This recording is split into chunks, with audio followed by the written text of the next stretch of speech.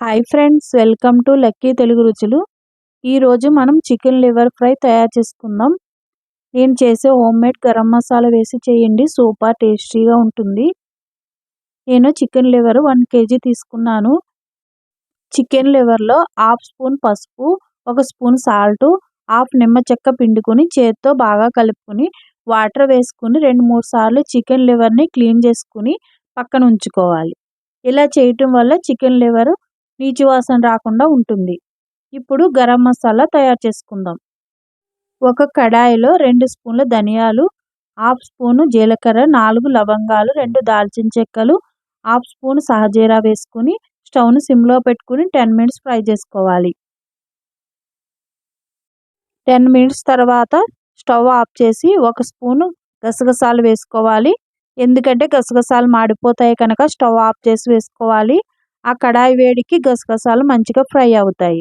ఇవన్నీ బాగా చల్లారిన తర్వాత మిక్సీ జార్లో వేసుకుని మెత్తగా మిక్సీ పట్టుకుని పక్కన ఉంచుకోవాలి. ఒక కడాయిలో ఆయిల్ వేసుకుని ఒక ఆనియన్ చిన్నగా కట్ చేసుకుని వేసుకుని 1 స్పూన్ సాల్ట్ వేసుకోవాలి. 3 పచ్చిమిర్చి కట్ చేసుకుని వేసుకోవాలి. ఇవన్నీ బాగా ఫ్రై అయ్యాక అల్లం వెల్లుల్లి పేస్ట్ వేసుకోవాలి. అల్లం వెల్లుల్లి పేస్ట్ బాగా ఫ్రై అయ్యాక మనం క్లీన్ చేసుకున్న చికెన్ లివర్ వేసుకోవాలి.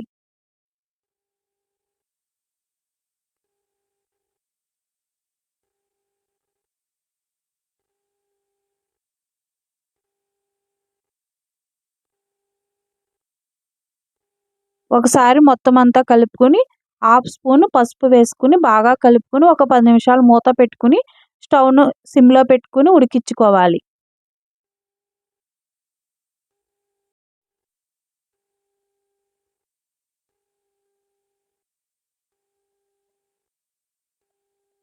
పది నిమిషాల తర్వాత మూత తీసి చూస్తే చికెన్ లివర్లో వాటర్ అంతా బయటకు వచ్చేస్తుంది. అప్పుడు మళ్ళా గరిటెతో ఒకసారి తిప్పుకొని 1.5 స్పూన్ కారం వేసుకోవాలి. కారం వేసుకున్న తర్వాత ఒకసారి గరిటెతో బాగా కలుపుకొని మళ్ళా మూత పెట్టుకోవాలి.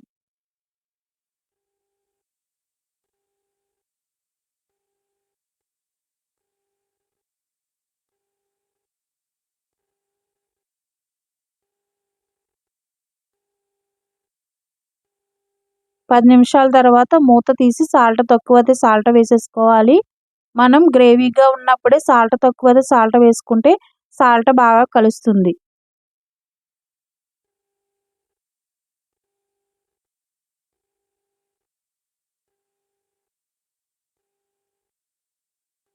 లాస్ట్లో మనం గరం మసాలా పొడి చేసుకున్నాం కదా, ఆ పొడి వేసుకుని బాగా కలుపుకోవాలి. ఒక 10 మినిట్స్ తర్వాత చికెన్ లివర్ ఫ్రై బాగా దగ్గర పడింది కదా. ఇప్పుడు చికెన్ లివర్ ఉడికిందో లేదో స్పూన్తో నొక్కితే చికెన్ లివర్ బాగా ఉడికింది కదా. లాస్ట్లో కొత్తిమీర వేసుకుని స్టవ్ ఆఫ్ చేసుకోవాలి. అంతే, చికెన్ లివర్ ఫ్రై రెడీ అయ్యింది.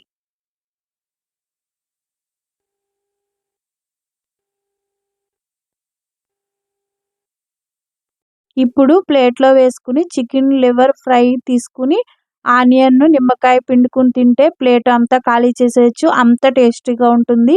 లేకపోతే అన్నంలో వేసుకుని కలుపుకుని తింటే సూపర్ టేస్టీగా ఉంటుంది. ఒకసారి ట్రై చేయండి. అలాగే ఎలాగొచ్చిందో కామెంట్ చేయండి. అలాగే మన ఛానల్ని లైక్ చేయండి.